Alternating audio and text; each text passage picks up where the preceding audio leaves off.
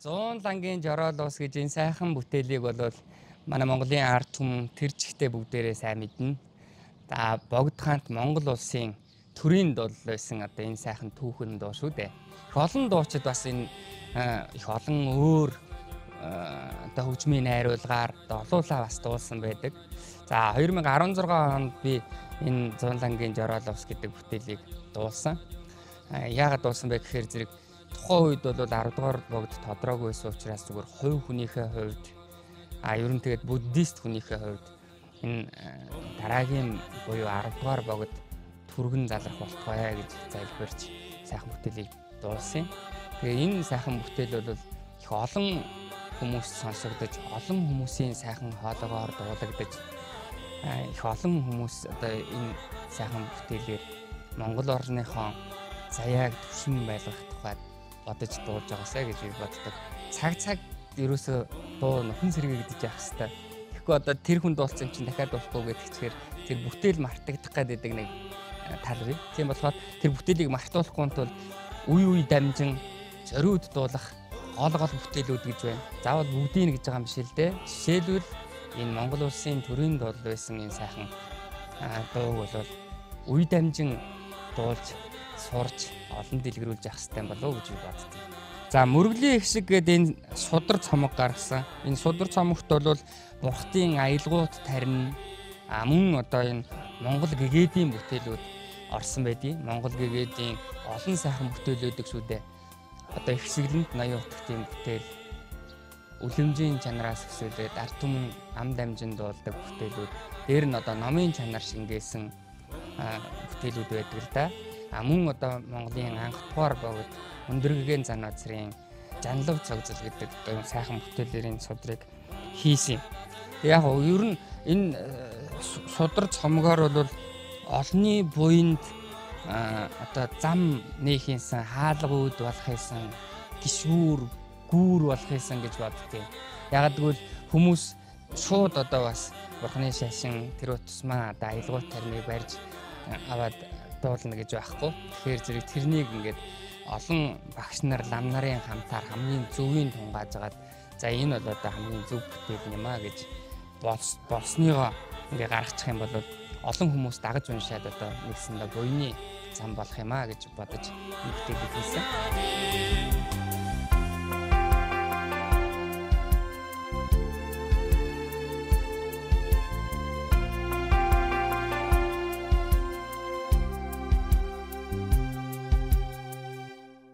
Аялгууд тарны одоо энэ бүтээл бол одоо соёлын бит бус үүд хамаарагддаг.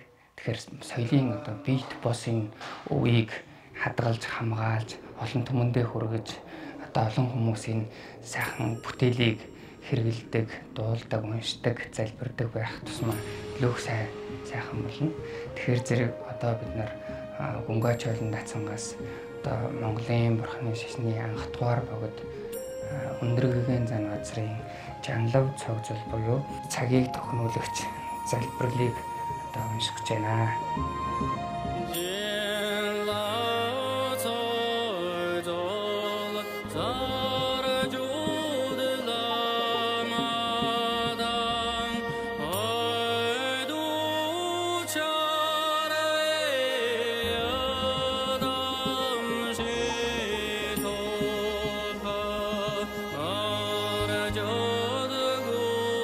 Sel handa joy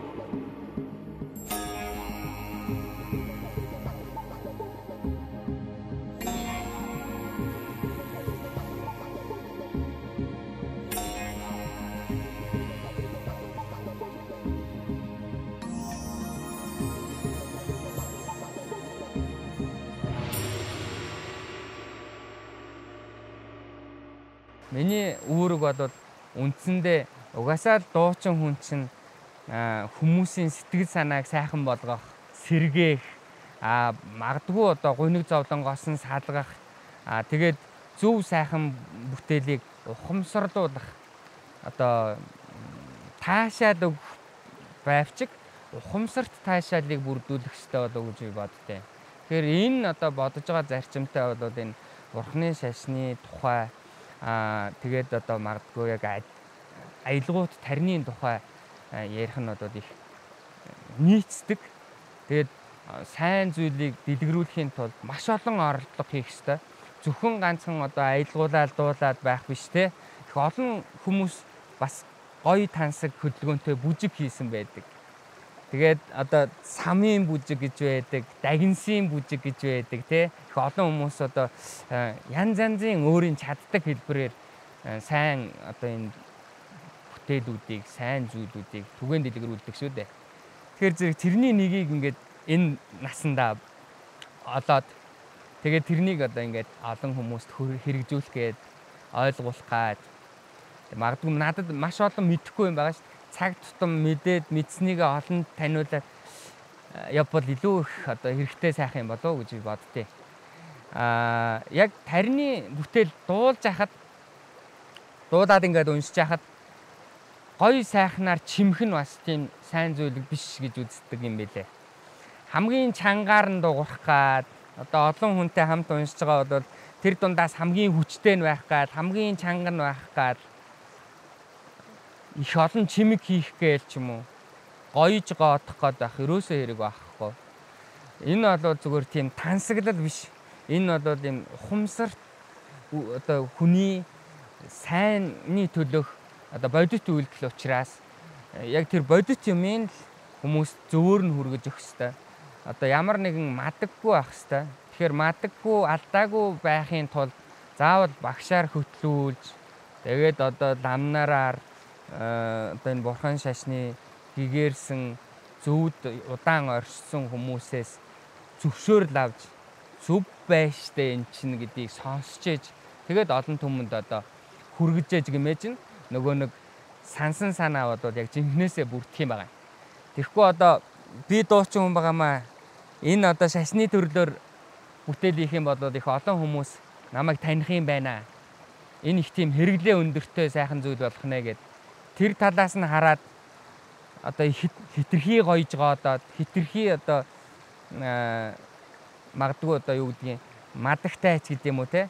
Ингээд хийчих юм бол бас буян болох нь хэцүү. Мэдээж яг сайн сэтгэлийн үүднээс хийж л байгаа юм чинь. Гэхдээ дандаа алдаагүй, мадаггүй, буруудуулахгүй зөв сэтгэлийн үүднээс л уншичаавал илүү зохимжтой юм шиг санагддгийг.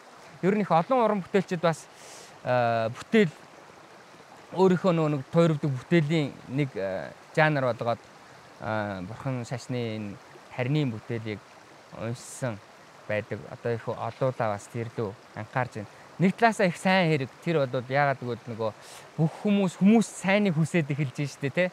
Өөрөөсөө даваад өөрөө л бас сайныг хүргэх гэж байна гэсэн үг. Гэхдээ тэрнийг яг зөвхөн ганц бас урлаг талаас нь бариад ингээд явах юм бол одоо зөөрөлж хэлэх юм бол таслаад барьсан цэцэг шиг болно. Таслаад барьсан цэцэг хэдийгээр харахад гоёмсог байдаг боловч тухайн хүн авах үедээ сэтгэлийн таашаал аваад тэгээд төдөлгүүгээр нөгөө хагдарч ундаг шүү дээ. Тэрэн шиг ингэж хормын гоёог хийгээд яах юм.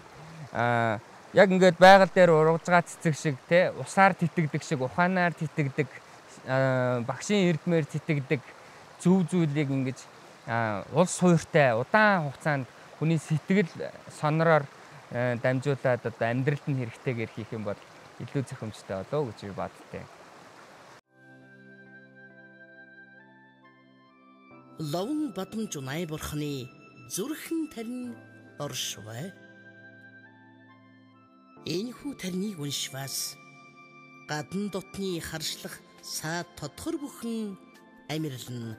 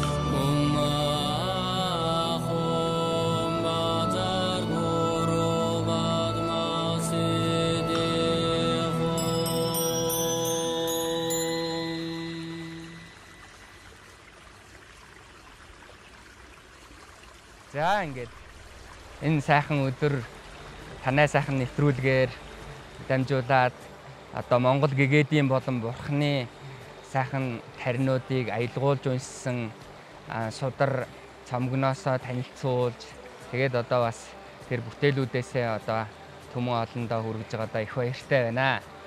За ер нь бол бүхэл Монгол хүмүүс хүүхэд бага наснаасаа эмээ өвөөгөө хараад ээж аавыгаа хараад бурхан шашнаа яаж шүтдэг, бурхан шашнаа яаж гоё сайхан цэвэр ариун авч явдаг.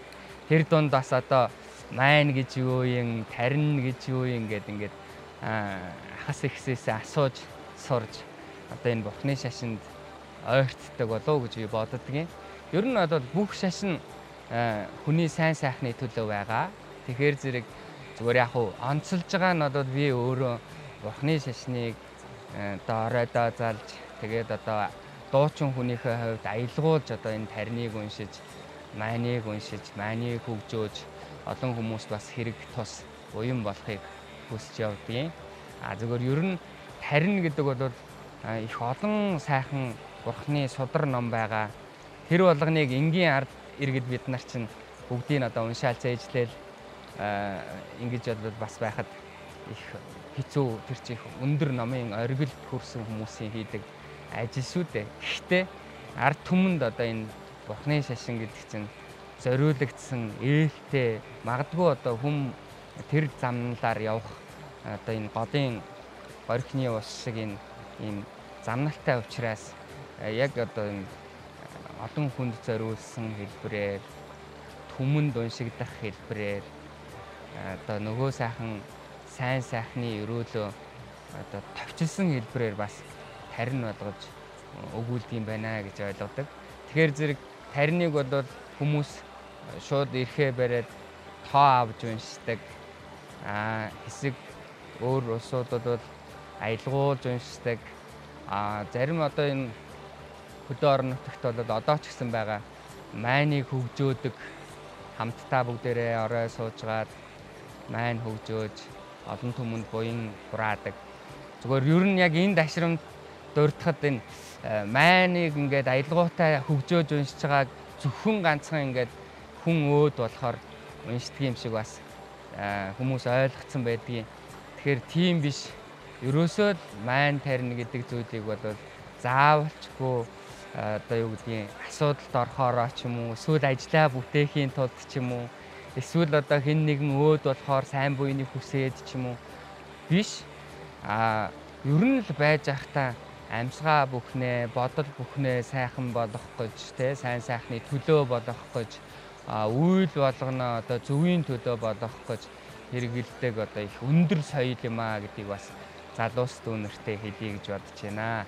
Ер нь ингээд тариныг аялгуулж уншдаг, өөрийн гэсэн одоо өдрийн нэг цагтай болчвол эсвэл одоо ямар нэг одоо үед тариныг уншдаг, тэр одоо номын оргил хүрсэн оройн чимэг гэгээд улсуудын бүтээсэн бүтээлийг өөрийнхөө одоо энэ оюун тарихаар дамжуулаад, дуу хоолойгоор дамжуулаад зөвхөн хүн төрлөختөн гэлгүй хорвоо ертөнцийн байгаа амьд амтан болгонд зориулж сайныг бодож алдаа мадаггүй хорвоо гэж байхгүй юм чинь тэрийгээ бас наминчилж хэрвээ бас магадгүй нүгэл хийсэн бол түүнийг нэмгэрч багасаасай гэж бодож одоо энэ залбирлыг дотроо бодож таринаа уншиж явах юм бол илүү зохилтой юм байна гэж би боддог юм аа.